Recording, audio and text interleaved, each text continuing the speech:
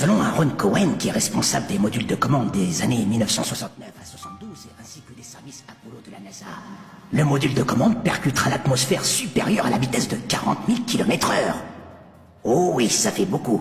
Et d'ailleurs, je suis étonné que ça vous surprenne. Je continue. Et si vous êtes sur l'autoroute, dit-il, et que vous roulez à 95 km/h, vous vous déplacerez d'environ 24 mètres par seconde. Mais dans le cas du module, nous arrivons à près de 11 000 mètres par seconde.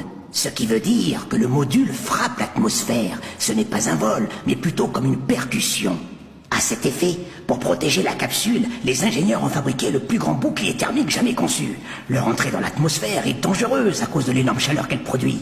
Dans ce cas-là, le bouclier thermique protège le module de commande pendant les quelques minutes que dure sa traversée.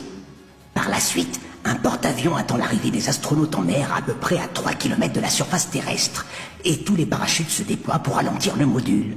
Maintenant que la difficulté est passée, il ne reste qu'à apprécier la balade, et le point final de chaque mission se termine par un plouf. Jusqu'à là, tout le monde me suit. Maintenant, j'aimerais attirer votre attention à propos de l'illustration qui va suivre. Il n'y a rien qui marche, nom de Dieu. Faudrait peut-être penser à changer les piles. Bien, comme vous le savez, si vous mettez une poêle chaude sous un filet d'eau, eh bien la vapeur ne manquera pas de faire son apparition. Je pense que vous saisissez l'idée. Bien, maintenant analysons quelques séquences authentiques d'amérissage provenant de la NASA. En effet, il s'agit là d'un plouf d'Apollo 15. De par sa belle aventure en entrée dans l'atmosphère et les températures mises en jeu, notre module n'est pas censé se transformer en machine à fumée blanche. Nya, il me semble que cela vous parle. C'est bien ce qui me semblait. Tenez, ici, nous apercevons maintenant le splash du vol d'essai de la capsule Orion. Cette fois-ci, allons-nous la voir se transformer en fumigène? Je vous le donne dans le mille? Apparemment non.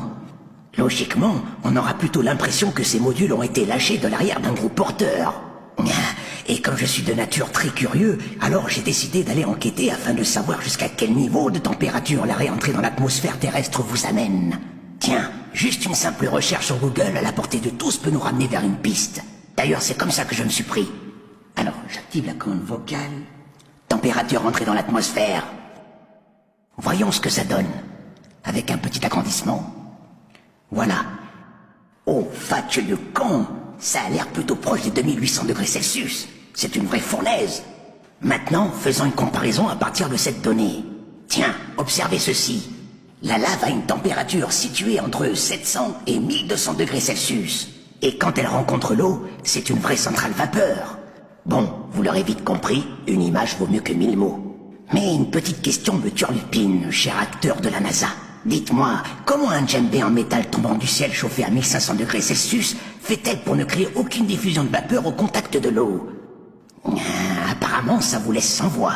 Et j'imagine bien qu'en m'adressant à mon public, vous vous demandez quel est le temps de refroidissement nécessaire avant que quiconque ne puisse la toucher en toute sécurité. Alors, aucun argument là-dessus? Ou c'est peut-être moi le complotiste? Comme vous pouvez le voir, aucune explication